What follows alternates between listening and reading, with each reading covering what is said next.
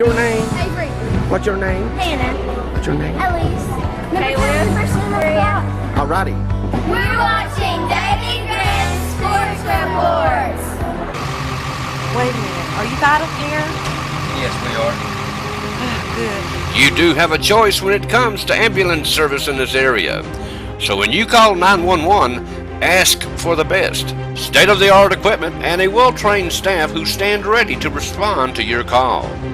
That's Vital Care MedTrans, when nothing but the best will do.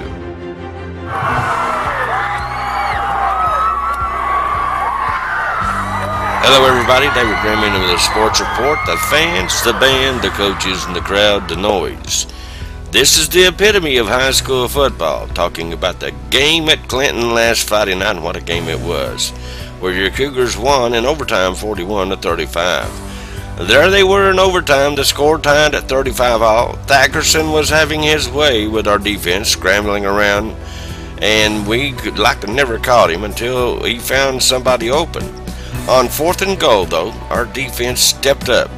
On a pass that was destined to enter the hands of a lone Dragon player on the other side of the field in the end zone, Max Ferris stepped in and knocked it away, and our Cougars took over on downs. All game long, Josh Lay was the man, running left all night, and that's where he did most of his damage. He did just one more time, and the offense was pushing him behind him in the end zone for the winning score to win the game 41-35 in overtime. I must say, Cougar Nation has the best fans in high school football, I do believe. You couldn't hear yourself think, and especially when we scored our winning touchdown, it was crazy. You would have thought the Cougars were at home and not on the road. This was their homecoming game down there. Now let me take you back to how many homecoming games Justin Price has wrecked and spoiled.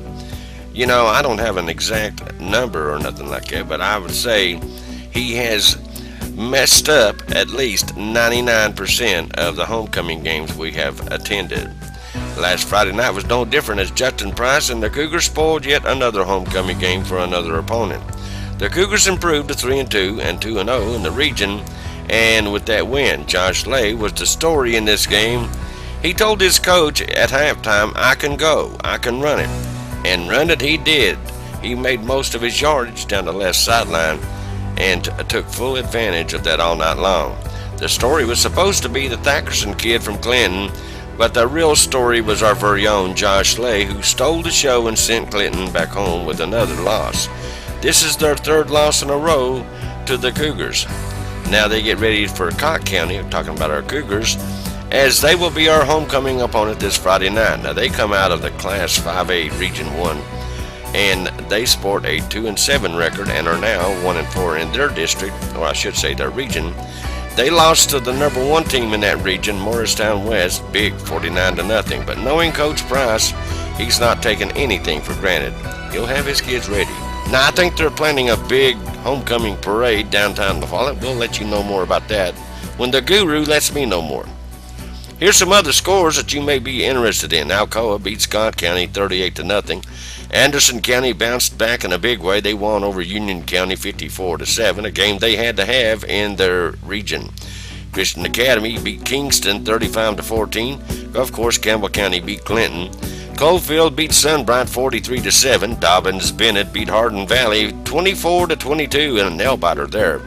Farragut beat Carnes big 44-3. Greenback, and they're very good. They are a very good football team, folks. They went up to Jellicoe and they blanked the Blue Devils 20-0. Now our Blue Devils will bounce back and play at home against Lynn Camp next week. My money's on Jellicoe. Heritage beat Gibbs 40-21. Knox Central beat Knox Carter Thursday night 13-7. Fulton beat Knox Catholic 34-23. Knox Grace, they bounced back. They beat Rockwood 34-27. Knox Halls beat South Doyle 30-7. And don't look now, folks, but Knox Halls is making some noise. Knox West beat Powell 42-13. Maryville beat Science Hill 52-17. North Green beat Cumberland Gap, our neighbors to the east. They lost big 40-8 at home. Northview Academy beat Claiborne County big time 63-40. Oak Ridge done the same to Lenore City. They beat them 55-8. Oakdale beat Hancock County 34-12, and Oneida beat Midway in a pitcher's duel 7-6. Restaurants have come and restaurants have gone, but for almost 10 years, the diner has been the standard, with great food, great service, and great people. Daily luncheon specials each day that's made fresh when you arrive. Come in and try their great home cooking, and don't forget to try one of their delicious cakes or pies made fresh by their very own pastry chef. Dine in or carry out. Call 423-566-4708. The Diner on Jacksboro Pike.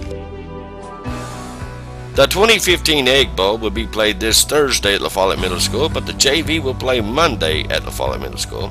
We'll try to stick over there and get a good looky-loo at them, and we'll get the last look at the Lady Owls volleyball team as they will play their final home game against Norwood this Monday.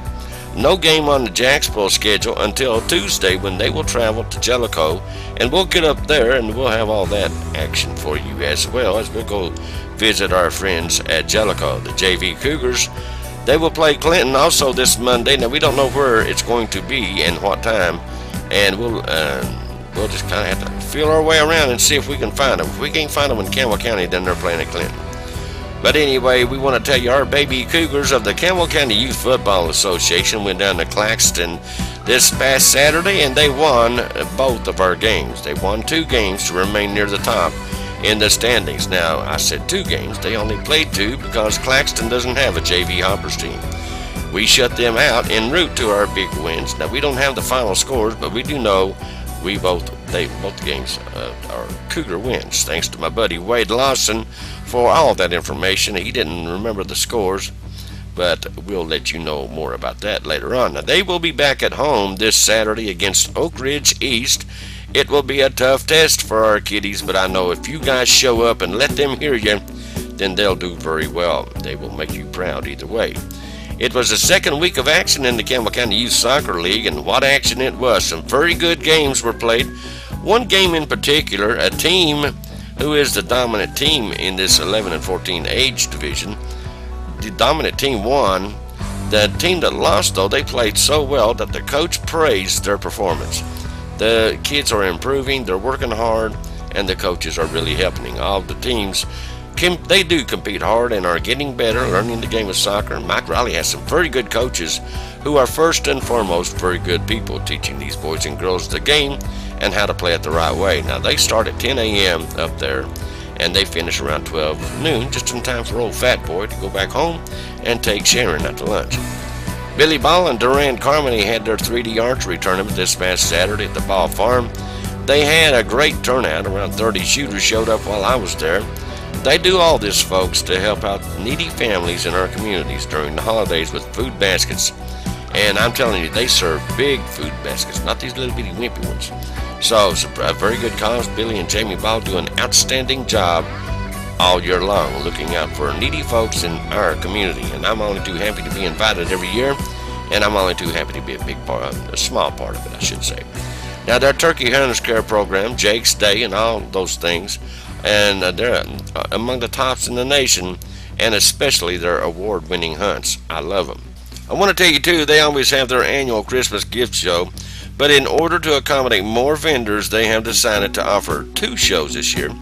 Twice the opportunity to shop, purchase for items from local businesses, craftsmen, and artisans. I'm telling you what, folks, last year they had some of the most beautiful furniture I believe I've ever seen. Go up there and check it out this year. The first show will be held on Thursday, December the 3rd, and Friday, December the 4th, from 4 to 9 p.m. nightly. Vendors, now listen up, you got to set up both nights to participate. The second show will be held Monday, December the 7th, and Tuesday, December the 8th, from 4 to 9 p.m. nightly. And again, vendors, you must set up both nights to participate. The vendors at show number 2 will be different vendors than from show number 1. That's how many vendors they have. So, and if you want more information, you can call Jamie at 423-871-1900. That's 1900. And we want to remind you they're on a first-come, first-served basis, so you better hurry up and call Jamie at 423-871-1900. Okay, that's a real quick look at today's sports. I thank you guys for being with us. You guys stay tuned. You know the rest.